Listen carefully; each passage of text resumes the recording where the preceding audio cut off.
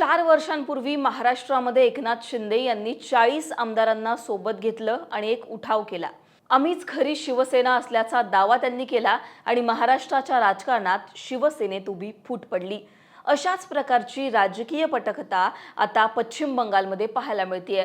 आमच्याकडे 2/3 बहुमत असून 50हून अधिक आमदार आमच्या सोबत आहेत, त्यामुळे आम्हीच खरी तृणमूल काँग्रेस आहोत अशी भूमिका घेत ममतांपासून वेगळे होत 60 आमदारांनी वेगळा गट स्थापन केलाय। या गटाचं प्रतिनिधित्व करतात तृणमूल काँग्रेसमधून निलंबित करण्यात आलेले आमदार ऋतुव्रत बॅनर्जी।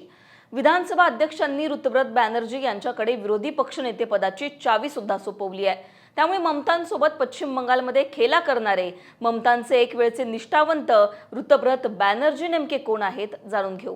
नमस्कार, मी पूजा, तुम्ही पाहताय लोकमत। फुटलेल्या आमदारांची नाराजी ममता बॅनर्जींपेक्षा जास्त आहे त्यांचे भाचे अभिषेक बॅनर्जी यांच्यासोबत। या राजकीय भूकंपाची सुरुवात एका पत्रावरून झाली। विरोधी पक्षनेतेपदी शोभनदेव चट्टोपाध्याय यांची नियुक्ती करावी असं पत्र अभिषेक बॅनर्जी यांनी विधानसभा अध्यक्षांना दिलं। या पत्रासोबत आमदारांच्या स्वाक्षऱ्यांचं पान जोडण्यात आलं। मात्र आमदार ऋतुव्रत बॅनर्जी आणि संदीपान शहा यांनी आपल्या स्वाक्षऱ्या बोगस असल्याचा आरोप केला, अध्यक्षांकडे लेखी तक्रार केली। या पत्रावरील 13 आमदारांच्या स्वाक्षऱ्या खोट्या असल्याचं समोर देखील आलं। दरम्यान बोगस स्वाक्षरीची तक्रार केल्याच्या रागातून ममता बॅनर्जी यांनी ऋतुव्रत बॅनर्जी आणि संदीपन शहा या दोन्ही आमदारांची पक्षातून हकालपट्टी केली। यानंतर ऋतुव्रत बॅनर्जी यांनी पक्षावर नाराज असलेल्या आमदारांची बैठक घेतली।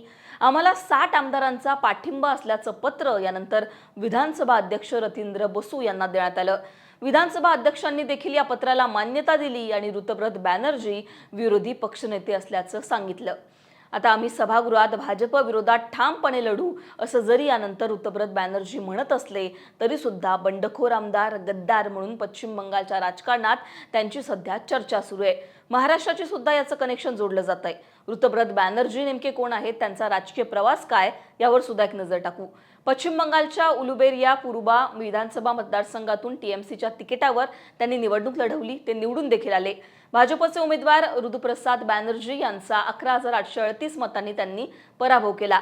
डाव्या विचारसरणीच्या विद्यार्थी संघटनेतून म्हणजेच एसएफआय मधून त्यांनी आपल्या राजकारणाची सुरुवात केली। 2008 मध्ये एसएफआयचे राष्ट्रीय सरचिटणीस ते झाले। मार्क्सवादी कम्युनिस्ट पार्टीचा एक आश्वासक चेहरा म्हणून त्यांची त्यावेळी पश्चिम बंगालमध्ये ओळख निर्माण झाली।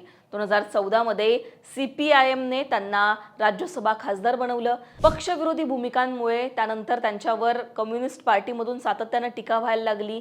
त्यानंतर त्यांना कम्युनिस्ट पार्टीमधून काढण्यात आलं। 2018 मध्ये त्यांनी तृणमूल काँग्रेसमध्ये प्रवेश केला। ऋतुव्रत बॅनर्जी हे तेच नेते आहेत ज्यांच्यासाठी ममता यांनी आपल्या पक्षात वरिष्ठांशी देखील भांडायला कमी केलं नव्हतं। 2024 मध्ये ममतांनी त्यांना राज्यसभा खासदारकीची संधी दिली। त्यानंतर विधानसभेचं तिकीट सुद्धा त्यांना देण्यात आलं। वेगळा गट स्थापन केला असला तरी ममताच आमच्या नेत्या असल्याचं ऋतुव्रत बॅनर्जी माध्यमांशी बोलताना म्हणाले। पण अभिषेक बॅनर्जींवर देखील त्यांनी टीका करायला कमी केली नाही। त्यामुळे ममतांपासून लांब होऊन वेगळा गट जरी स्थापन केला असला तरी सुद्धा ऋतुव्रत बॅनर्जी हे आम्ही भाजप विरोधात सभागृहात भूमिका मांडू असं म्हणतात।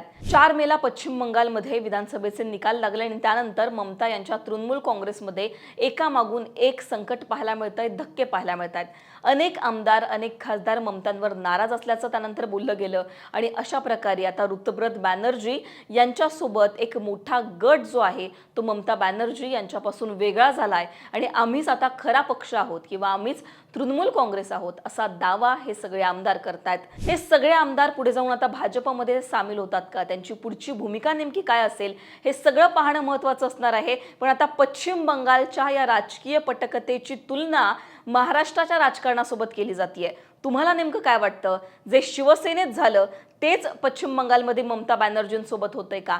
तुमची याबद्दलची मतं कमेंटमध्ये सांगा। लोकमतला सबस्क्राईब केलं नसेल तर सबस्क्राईब करायला विसरू नका।